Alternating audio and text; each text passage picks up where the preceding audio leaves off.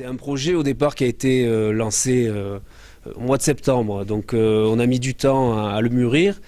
Et la demande initiale, c'était donc une figurine, un petit personnage réalisé, moulé en chocolat, qui représente l'image, les valeurs de la marque Puricard, tout en pouvant séduire les plus jeunes, hein, les tout petits qui pourraient dans ce cas-là être prescripteurs. Et petit à petit, le sujet a évolué et on a souhaité établir un deuxième volet à cette demande en faisant travailler nos étudiants sur une boîte, sur un élément de packaging, mais qui viendrait compléter la gamme de la chocolaterie. Donc un packaging de grande contenance qui pourrait accueillir jusqu'à 200 chocolats, donc un objet un peu prestigieux.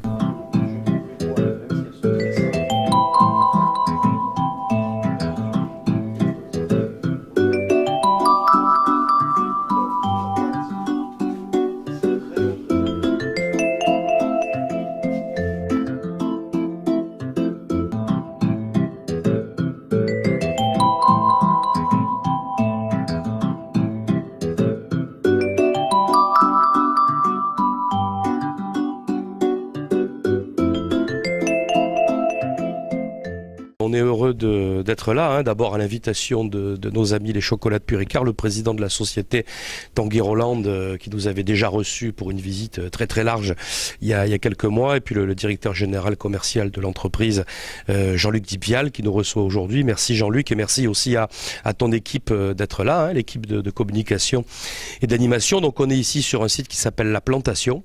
La Plantation, c'est le site industriel central des chocolats de Puricard. Et aujourd'hui, donc, on est avec les designers de produits de l'ESDAC, l'École supérieure de design, d'art et de communication d'Aix-en-Provence, avec Maxime Pinte, qui est l'enseignant référent dans un projet, il peut s'approcher, Maxime, hein, voilà, qui est l'enseignant référent dans un projet qu'on a mis en place il n'y a pas si longtemps que ça, hein, il y a 3 mois, c'était un petit peu avant Noël, qui était de réfléchir à la manière dont de jeunes designers pouvaient regarder l'évolution, on va dire, des produits, du packaging, la forme des chocolats de Puricard. C'est une expérience qui est très nouvelle, même s'il y a eu quand même quelques antécédents, hein. Il y a une volonté dans cette société d'innover très fortement, d'avoir un regard nouveau sur des produits qui paraissent classiques, mais qui finalement ne le sont pas. Le chocolat, c'est tout sauf un produit classique. Ce sont des gammes, ce sont des marques, il y a de la concurrence, ça évolue en permanence, et on a la chance d'être ici au cœur d'une entreprise qui a une vocation familiale, qui a une vocation locale, mais qui est aussi très internationale, puisqu'elle exporte finalement dans le monde entier ses productions.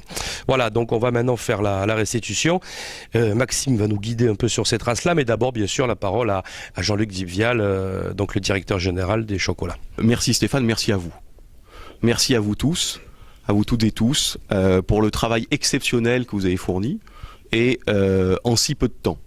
Alors moi-même, ayant un coup de crayon quelque peu limité, c'est le moins qu'on puisse dire, j'ai été impressionné. Et j'ai été impressionné non pas seulement effectivement par les quelques projets qui ont été pré-retenus et qui sont derrière moi, mais aussi par les autres. Je souhaite insister sur le côté appliqué donc des arts, et donc la raison pour laquelle l'ESDAC a été sélectionné dans cette aventure, et la raison pour laquelle nous avons fait appel à Stéphane il y a de cela quelques mois, c'est tout simplement parce que ça n'est pas simplement un projet artistique, c'est tout simplement quelque chose d'appliqué et d'applicable surtout, et qui sera très certainement appliqué, que nous avons souhaité mettre en place sous forme d'un challenge. Je m'appelle Alexandre Joyas, je suis en DP1, design produit, première année.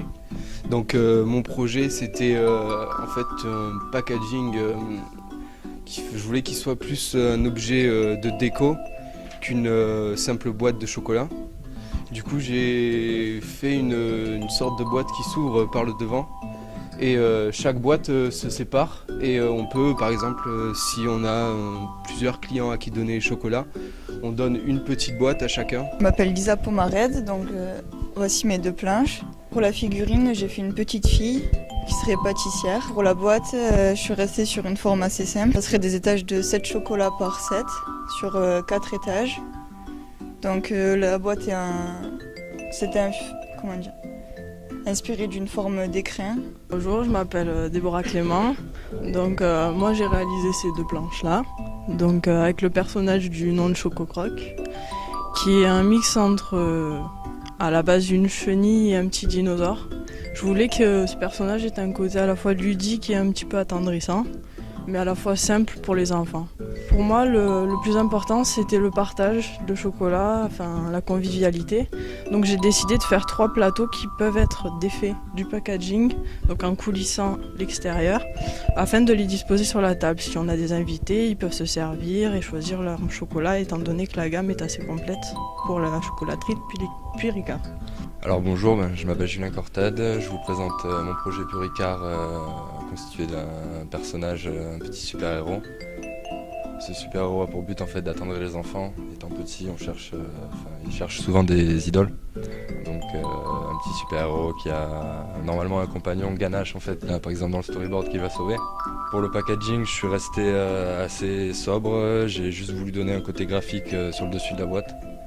Pour ce qui est de la décoration, après vous pouvez plaquer des textures dessus, il n'y a aucun souci. Donc bonjour à tous et à toutes, je me présente, je m'appelle Mathias Pio et j'ai travaillé à l'élaboration d'une boîte de chocolat et d'une mascotte pour la chocolaterie de Puy Ricard. Bonjour, je m'appelle Kevin Corral. Alors ma boîte, elle contient 200 chocolats répartis sur 4 tiroirs. Chaque tiroir s'ouvre en escalier finalement, donc ça pourra peut-être intéresser les gens. Ma figurine, elle s'inspire de la fantasy. Donc c'est un petit lutin chocolatier. Je pense que ça pourra peut-être plaire aux enfants. Moi c'est Julie Battesti. Donc en fait j'ai voulu rester dans vraiment quelque chose d'assez simple qui puisse se fondre dans le décor. Donc je suis partie sur un ensemble d'une boîte avec 4 tiroirs, chacun contenant 25 chocolats. Ils sont disposés en vrac en fait, ils sont juste posés, il n'y a pas d'emplacement spécifique de creux pour le chocolat. Le fond est plat pour justement garder le principe de réutilisation, parce que la boîte est faite vraiment en carton de base en quelque sorte. Les tiroirs sont posés les uns sur les autres pour que justement on puisse les enlever une fois que la boîte est vide et se resservir soit du carton extérieur pour stocker quelque chose à l'intérieur en le mettant soit sur la partie arrière, soit en laissant debout des CD, etc. Ou se servir même de la boîte directement avec les tiroirs à fond plat justement pour ranger quelque chose à l'intérieur. Pour le personnage, je suis partie sur un petit castor avec un chapeau de pâtissier qui tient une cabosse en fait. Et pour la mise en forme en fait, de la figurine, j'ai vraiment essayé de vraiment rester dans quelque chose de réalisable en 2 moules en fait, pour vraiment pouvoir être moulé en chocolat.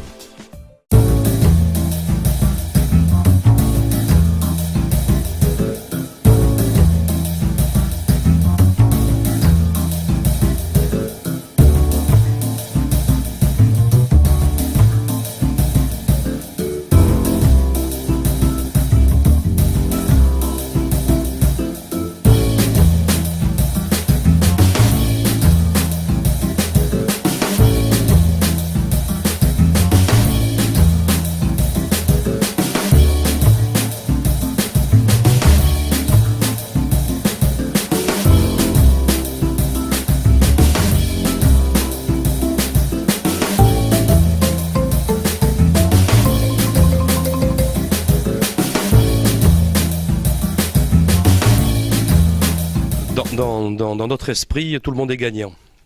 Et l'important dans votre affaire, vous en tant qu'étudiant, c'est de participer, c'est-à-dire vraiment de vous mettre dans la tête d'un designer qui répond à une commande d'un industriel en comprenant ses spécificités, en comprenant son histoire, en comprenant aussi la manière dont on produit avec le matériau considéré. Et donc à partir de là, oui, il y a des lauréats, c'est sûr. Mais ce qui est important, c'est que vous retiriez vraiment tout l'esprit positif de cette démarche. Et de ce point de vue, je remercie vraiment encore Maxime Pinte, je pense, en tant que très bon pédagogue qu'il est, de vous y avoir engagé. C'est qu'effectivement, j'espère que ça va vous servir. Parce que nous, ça nous a servi. Ça nous a ouvert les yeux, ça nous a ouvert effectivement vers les tendances, ou en tout cas vers ce que vous, âgés d'une vingtaine d'années, vous souhaiteriez peut-être voir dans nos boutiques. ou ce que vous souhaiteriez voir comme personnage emblématique de la chocolaterie de Buis-Ricard, personnage qui pourrait être un jour, enfin à qui on pourrait éventuellement donner vie un jour, sous forme de moulage ou autre, ou en tout cas c'est notre souhait, vous le savez depuis que je vous ai rencontré pour la première fois, il y a de cela quelques temps. Alors, il est temps de remettre les prix. Bien évidemment, les trois vont être, j'imagine, très heureux. J'espère en tout cas que nous aurons un grand plaisir, en tout cas nous ferons tout avec Camille Biancotto ici de la communication et Sophie Moquillon, que je ne vous ai pas présentée mais qui s'occupe chez nous de tout ce qui est décoration artistique, vitrine et autres. C'est la personne, si vous voulez, qui est en charge des décorations chez nous et donc elle a un œil très précis sur votre travail. Elle a eu un œil très précis sur votre travail. Nous ferons tout, je vous disais, pour le valoriser et nous ferons tout effectivement pour lui donner vie. Nous ferons tout effectivement pour qu'il y ait une suite à cette aventure et que cette aventure ne se limite pas, bien évidemment, c'était le but dès le départ, à ce challenge. Alors, le troisième prix, j'ai le plaisir d'appeler ici Mathias Pio.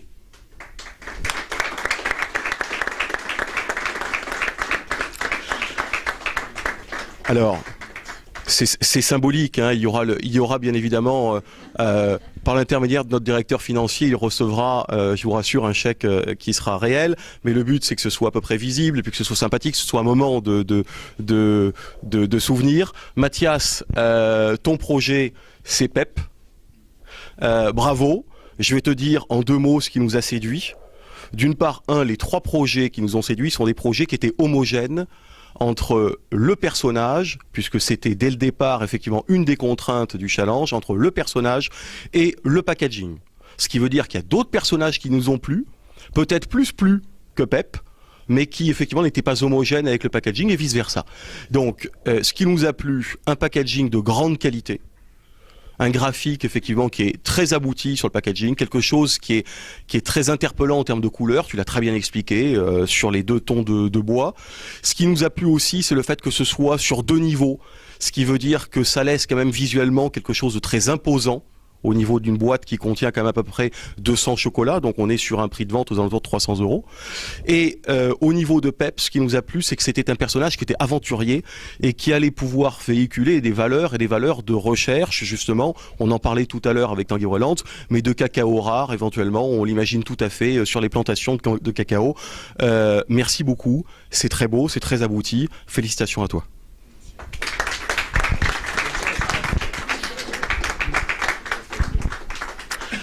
Pour le deuxième prix, j'appelle Déborah Clément.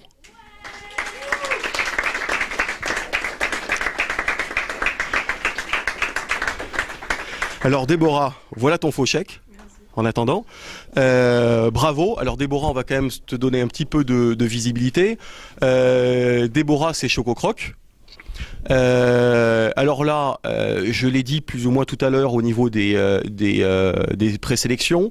Il y a eu une recherche très intéressante sur le packaging avec ce système de plateaux qui est donc des plateaux effectivement amovibles pour pouvoir faire partager autant de chocolat à, on l'imagine, une assemblée d'amis par exemple, une réunion assez importante. Ce qui est intéressant aussi, c'est toute la recherche que tu as fait sur les couleurs, puisque les couleurs reprennent entre autres les couleurs de notre gamme fluorescence qui est derrière Maxime. Le troisième chose qui est importante, c'est le fait que tu aies fait, alors je ne sais pas comment tu as appelé ça, cette carte... C'est la petite BD qui serait liée au personnage en chocolat directement en fait. Oui, mais tu l'as mis en forme sous... Voilà, séparément, je trouve ça très intéressant. Et le personnage, nous avons eu beaucoup de discussions sur le personnage pour tout vous dire, qui est tout sauf conventionnel,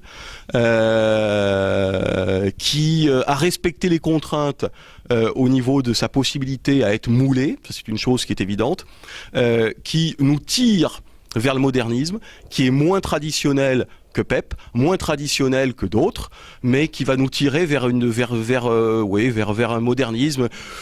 Voilà, nous pensons, et nombreux ont été parmi les membres du jury, ceux qui pensent que ça va sûrement interpeller des mamans, et puis on l'espère effectivement des enfants. Bravo à toi, Déborah. Merci.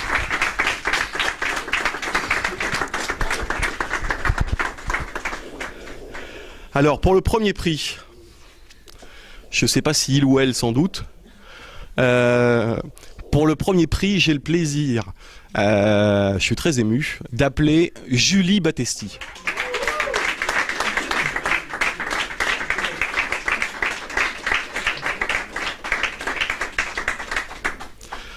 Voici, alors quand on dit que les derniers seront les premiers, tu vois, tu étais la dernière au niveau des planches à les commenter, bravo à toi. Bravo à toi. On est ravis de ce que tu as fourni. On trouve ça très abouti. On trouve que les deux planches sont très abouties. On pense qu'elles sont graphiquement très présentes, très intéressantes. On pense aussi qu'il y a une simplicité qui est à mettre à l'honneur, parce que ce qui est important, c'est le fait que ce soit applicable, c'est le fait que ce soit facile à mouler, c'est le fait que ce soit facile à faire aussi pour des cartonniers, là je parle du packaging bien évidemment.